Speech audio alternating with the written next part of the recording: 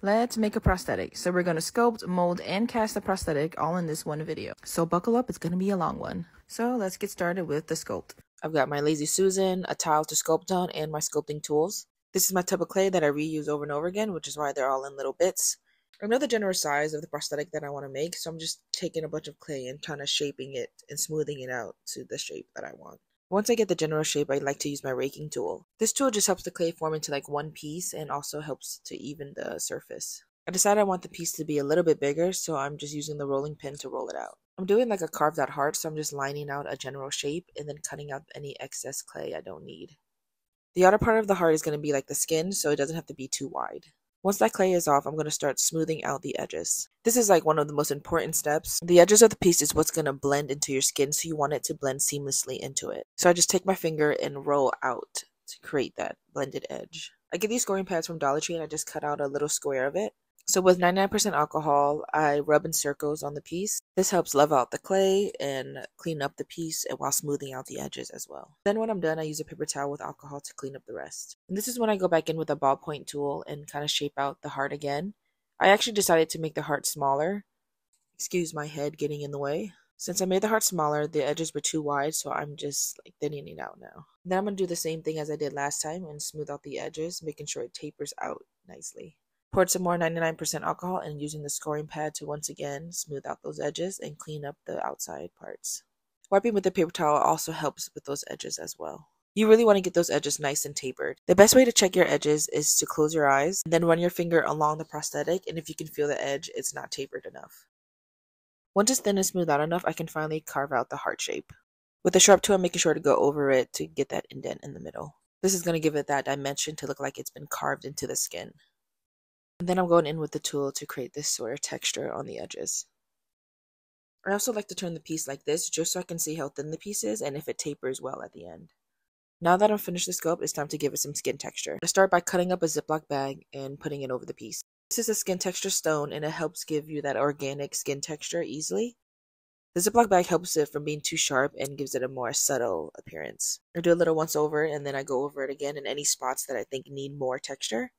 If you don't have this tool, there are other ways to make skin texture. An easier way is to use a stipple sponge. You want to use one of the harder ones and then you just press down and that will also create a similar texture as the ball. I like to use both just because it helps keep the texture from looking too uniform. I do one last cleanup and now it's time for flashing. To create the flashing, I use this clay extruder tool. I find this creates like almost the perfect size flashing and look how easy it is to put out. I put the flashing about like an 1/8 inch away from the piece. The space between it is going to be your cutting edge, which is going to give you those super thin edges when you're applying the piece. So just go around the whole piece and make sure it like follows the shape of the piece. And then at the end, you can just cut off that excess clay and blend it out. Then I push down on the piece to help it stick to the tile better. Next is another important part. So I take my sharp tool and at a 45-degree angle, I cut away at the flashing. Angling and rounding it out will prevent any undercuts. It's going to make it easier to demold and helps prevent the flashing from tearing off. I look at it from all angles and fix any parts that need to be angled a little bit better. And then if the flashing moves a little, I'll put it back into place. And then you want to go over the top of the flashing to make sure it's smooth as well. I also went and cleaned and thinned out the outer edge as well. You don't have to make the flashing too wide, and the wider it is, the more silicone you have to use. But also don't make it too thin. Once it's all done, I take some more alcohol on a Q-tip. I just want to clean it up and make sure there's no streak marks or anything. If it's dirty or has any little pieces of clay, that will show up in the mold and in the prosthetic. Now it's time to build the retaining wall. I like to use WED Clay because it's softer, but you can also use the clay that you use to sculpt with. Or you can make a wall with like Legos or like poster board or whatever. This wall is just there so that when you pour the silicone, it doesn't pour out everywhere. So I'm just cutting to the general shape of my prosthetic. And then you just line it against the wall. I leave about a like 1/4 inch gap between the flashing and the wall. So you just go around the piece, making sure the edges are blended and fit it together. Once that's done, I go outside and spray Crystal Clear. Crystal Clear is used to help like seal the piece and helps it like demold all in one piece. So I spray it and leave it outside for about 5 minutes because it has a strong smell. Once inside, I go over the walls like this just to help prevent any silicone from pouring out. And then in part 2, we're going to mold and cast it. Now it's time to mold the prosthetic. Of course, I forgot to press record at the beginning, but this is part A of Platsil Gel 25. Now I'm adding an equal amount of part B, so I did about 75 grams of both. You want to make sure it's an equal amount. You can be off by like 1 or 2 grams, but around the same. And you want to make sure you mix very, very well. If any parts are not mixed, it's not going to cure. I don't have a vacuum to get rid of the bubbles in the silicone, so I make sure to pour very high up to get a very thin stream to try to make sure there's no bubbles in it. And then I take my airbrush, and with just the air, I just go through it to, once again, get rid of those air bubbles and to get into the little crevices of the prosthetic. And if you don't have an airbrush, I've also done it where I take a straw and I just blow air through the straw and do basically the same thing. So I just take turns in pouring the silicone and then blowing it out with the airbrush. Once I feel like the crevices are filled and there's no air bubbles, I just pour the rest of the silicone in.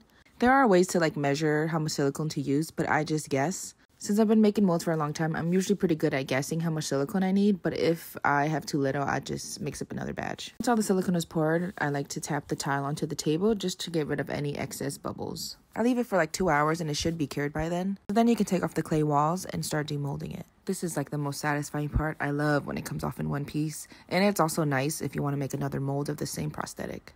But I only need one mold, so goodbye heart. I just scrape it off and put that clay right back into my clay bucket. And then you can clean the rest of the clay on the tile with alcohol. I use a seam ripper to clean up the edges of the mold, just getting rid of those little silicone wispies, and this is also so satisfying to do. As you can see, there's still little bits of clay inside the mold, so I just take some alcohol and then wipe it clean. And just to prepare the mold for casting, I like to do a layer of Vaseline, let it sit for a bit, and then wipe the excess off. And now it's time for casting. Now it's finally time to make the actual prosthetic. I'm using Vaseline, but you can also use a mold release spray. With an airbrush, I'm spraying on the cap plastic. The cap plastic is about 20% Baldiez and 80% acetone. After each layer, I like to turn the piece so that it creates a crisscross pattern, which will help cover any spots that you might have missed. I do about 8 layers and then I check the piece. On the outside edge of the piece, you just want to lift up that cap plastic, and if there's no holes or tears, then it's good to go. You want to make sure that cap plastic is dry, so I leave it for about 10 minutes and then I start mixing up my silicone. I like to use Platsil Gel 00 because it feels the most like skin to me, and then I use the silicone pigments to tint it to a skin color that's close to mine. I use the end of a toothpick to dab it into the pigment to put it in there, because you don't want to use too much or it's going to be too opaque. You still want that transparency so it looks like skin. And then you want to make sure to really mix it into part A, just so there's no streaks or anything. Once I have my color, I add the part B of the same amount of part A. Since it's my first time casting this piece, I'm once again guessing, and I did about 17 grams of each, which I think ended up being too much, but it's okay.